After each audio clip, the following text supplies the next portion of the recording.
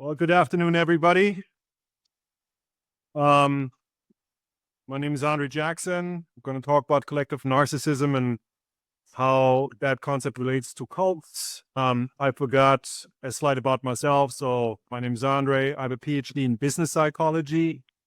And the origin of this topic as it relates to cults was really an idea of my dissertation chair, who is a behavioral economist. So she researches how people make decisions, and she brought this up. And when I included this in my dissertation as part of like different psychological concepts that are relevant for control of cult members, I found out that a lot of people didn't seem familiar with collective narcissism. So that's why we're talking about it. Before we get into it, I changed it up a little bit. My dissertation, this presentation is peppered with QR codes. I understand this may mean that not everybody necessarily follows the presentation, but is taking pictures and then going off into like whatever sources I've linked. But that's why I did it, right? So if you see something that's interesting, please feel free. This QR code takes you to an online version of this presentation, so you have it for later. Please feel free to use that. Yeah, and because it's being recorded, so I want to give a shout out to my dissertation chair, Dr. Liz Schwab, who really was supposed to present with me, but she had other commitments, so she couldn't make it. So, but thanks, Liz. Going to introduce the concept of collective narcissism high level. We're going to talk about 4 different aspects of collective narcissism. And then following each of these overviews into these specific aspects, I'll give examples of how they manifest among Jehovah's Witnesses. That's the group I grew up in. I was raised as a Jehovah's Witness, and it was Jehovah's Witnesses who I researched for my PhD. So that's the group I'm really familiar with. So I give a lot of examples. Those slides are a little crowded. There's a lot going on. But I do that knowingly that this is also going to be an artifact that's going to be online on the internet. So I'd rather have a little bit more information in there that people can look into, right? And I use a lot of primary sources, which I find very powerful because it's not just me talking about them. You can see what they say themselves.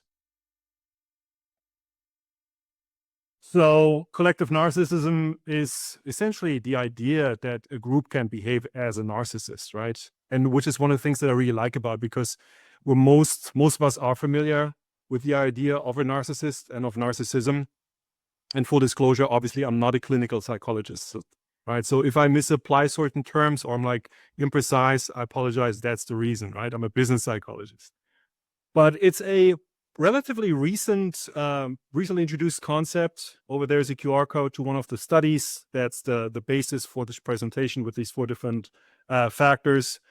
And it's really about having an idealized self-image, right? It affects how you view others. It affects judgment. All things that I find are very relevant in the cult context. So there's 4 different factors: entitlement / exploitation. There's arrogance, apathy, and admiration. So the majority of this presentation will talk about those 4 different aspects.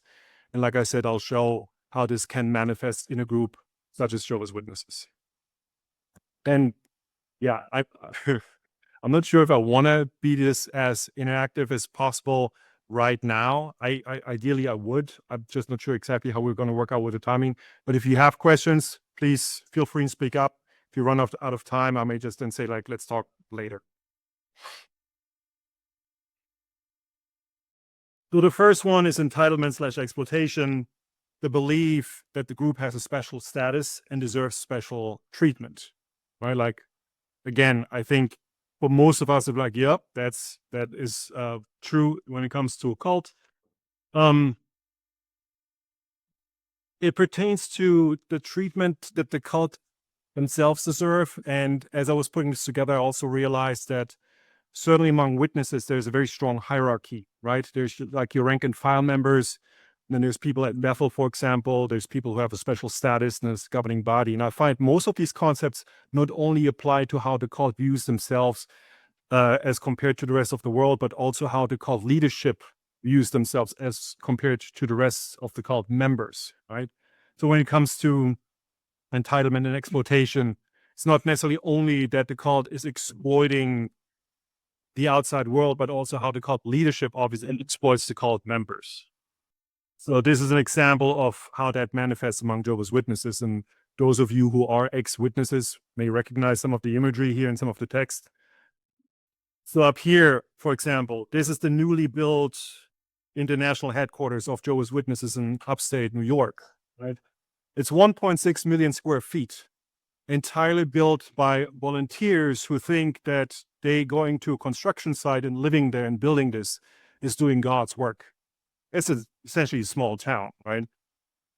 So that's how I view like the exploitation, because in terms of the flow of value within the organization, there's a very clear flow from the members to the leadership.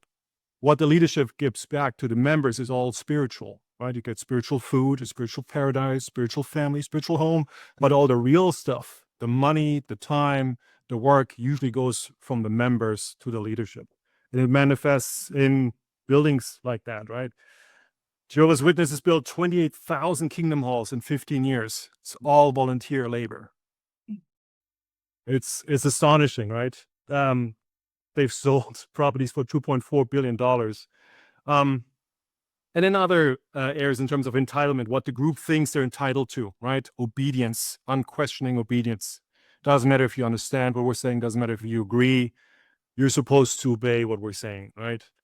People are expected to be sacrificial, to give up their lives, ambitions, careers, opportunities, education in service of the organization.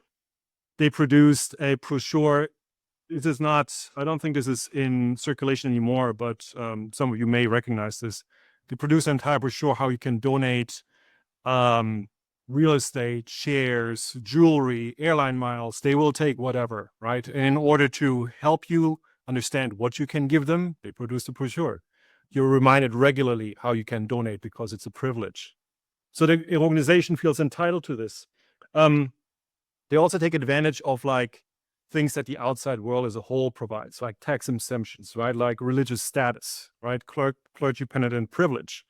Even though they don't necessarily act as a charitable organization, they don't really provide beneficial services for the world, right? But they will take what they can, and they will fight for it. And I also think that it manifests as double standards, right? This entitlement, because they have applied different rules to themselves than to others. And there's an interesting example that a lot of like ex-witnesses are familiar with. Jehovah's Witnesses have a very strong take on the United Nations, which they equate with essentially one of the is it a whore or is it a beast in Revelation, right? Essentially a disgusting beast, right? Like you're not supposed to be associated. You are not allowed to engage politically or support any political groups, but they themselves joined the United Nations, which most witnesses don't know until they leave. And for those who are not familiar with it, this QR code takes you to a letter that's published on the United Nations website where they talk about this. And over here, this is a quote where one of the members essentially told all 8.5, 9 million Jehovah's Witnesses that God does not approve of them coming empty-handed to the meetings. Doesn't matter if you're in the poor range, if you have something that you can contribute, you're expected to. Arrogance, defined as the group viewing itself as superior to other groups, right? It's an arrogant view, they're exceptional. It doesn't matter how the outside world views the group, they themselves think of them as having this special status, right? And they try to demonstrate this to the outside world. Again, I see a lot of nods. I think most of us can recognize this in many cults.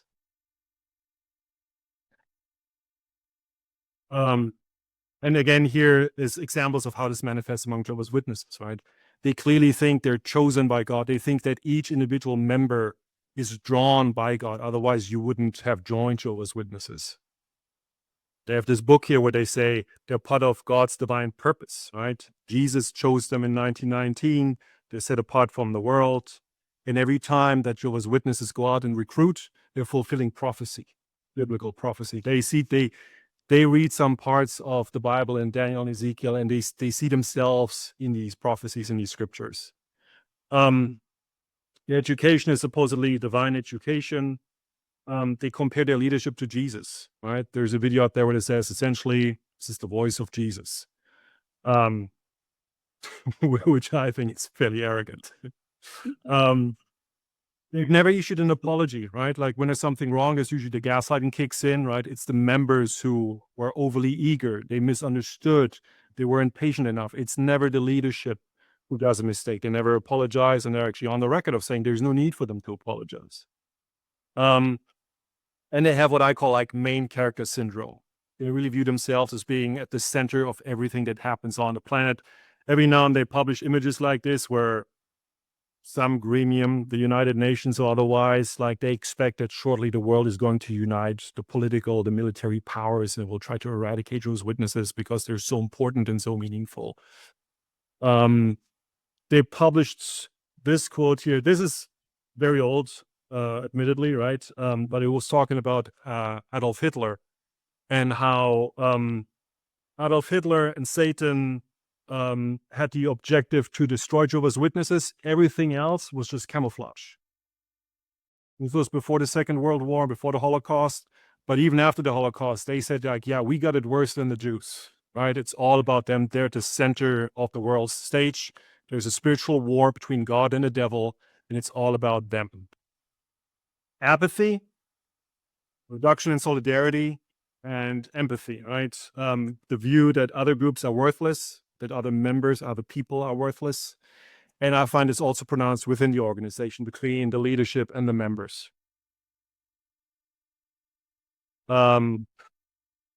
This guy here used to be on the governing body of Jehovah's Witnesses. He's been removed a few years ago, but so has some of the material where he was talking about some of the stuff you can still find. And here's a clip where he said, talking about COVID-19, a global pandemic, and he said it doesn't bother him, right? They've been expecting this. So like all this is like, yeah, what they expect. So, didn't say he's okay with it, but it doesn't bother him. There's no charitable engagement of the organization, even though they like to portray themselves as a charity, right? They like to take, and what they get, they usually use internally. They don't really help outsiders because they really don't care. They don't care if outsiders live or die effectively, right? Charity is discouraged. XJWs are ostracized. And what I find really harsh is when it comes to grieving, like internally, right? So if somebody dies and you grieve too much, that is an indication that you don't believe enough, right? Because if you were a true believer, you'd realize you see them again in paradise. So if you grieve more than 2 weeks or so, which is in writing, grieve more than 2 weeks or so, you may get a visit and to be encouraged. And down here, there's this quote from a leaked video where people were being trained around this whole no blood transfusion thing, where they say that, even so, that this team of elders who may come and visit you in the hospital to remind you / encourage you that blood transfusions are not okay, they're successful if the person refuses a blood transfusion, even if that means the person dies. So death is entirely acceptable to them. And then here, a somewhat infamous, a screenshot of a somewhat infamous video that has also been removed after they got into some, we'll call it legal trouble in Norway about shunning. This was a video that was shared with all witnesses. Every witness that was a believer at that time has seen this. Where they showed this young woman here having a boyfriend and essentially being kicked out. And it's the young woman who's telling the story. Like she tells us in the I voice, if that's the term. And they show her being in a bad place, calling her mother. The mother sees that it's her daughter on the phone, and just because she's not a witness anymore, refuses to answer the phone. And then the woman says that she was in this condition where her family refused to talk to her for 15 years, which is intense and just really shows a lack of empathy. People don't care if you're not with them, if you're not supportive of them. They don't care, even if you're a family member, and even if you really may go through something that's really difficult and struggle with. The last factor, admiration. The group wants to be admired. They will find things where they feel really special and really good about themselves. And it goes to the point that people who threaten the image of the organization, of the group, those members are being punished, right? Which is why among witnesses, the term apostate and apostasy is a really big and powerful thing. And as far as I can tell, most cults have something similar, right? If you make the group look bad, that's essentially the worst thing you can do. And how does this manifest? Jehovah's Witnesses put in writing that the only group that's Bible-based, united, peaceful, neutral, and they don't care if you show them evidence of other groups that are also peaceful or united or Bible-based, right? Their interpretation, they're the only one that has that special cocktail, that special mix that makes them so unique. They essentially celebrate persecution. There's regularly images of people shown being detained, being put into jail, or maybe being released from jail. It's also used, I guess, to prepare people for the Great Tribulation, when they all expect that they all will be persecuted. They track how many members are being persecuted globally. And as I said, they try to protect themselves by kicking people out and essentially ostracizing them if they make the organization look bad, which goes to the point that if there is a situation like CSA, child sexual abuse, right? And somebody's aware that their child was molested or abused, that they may be encouraged to not take this to the police because it makes the organization look bad. And if they do it anyways, guess what? Then they're the bad actor. Right? I have a friend of mine where that happened. Her daughter was abused and she took it to the police. And in that scenario, she was disfellowshipped. She's the bad actor, and this guy still goes to the meetings. So, yeah, and like I said, here's a quote, right? Like what they say, Christian must hate apostates, right? That people should allow themselves to be treated badly rather than going to court, right? It's all about the image. And that is essentially the overview of these characteristics. This is essentially the same as in the handout. And this is where I was going to encourage everybody to a conversation, because like I said, I found that this wasn't necessarily well known in the community. And last year and this year, same thing. Like I've heard a number of talks about different definitions of what is a cult, what is coercive control. People have different instruments where they try to measure it, define it differently. I'm not trying to make it even more complicated, but I find it very useful. I think most of you, when they see this, can intuitively like recognize where it is applicable in the groups that you are familiar with.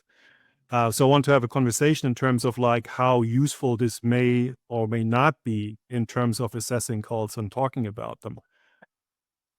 Does anybody have any thoughts? All right. So, well, we just did that. Here's a QR code with my email address if anybody wants to reach out after the fact. Here again is a link for the presentation if you didn't catch it in the beginning. There's also then a bibliography with all the links that I used. So, thank you.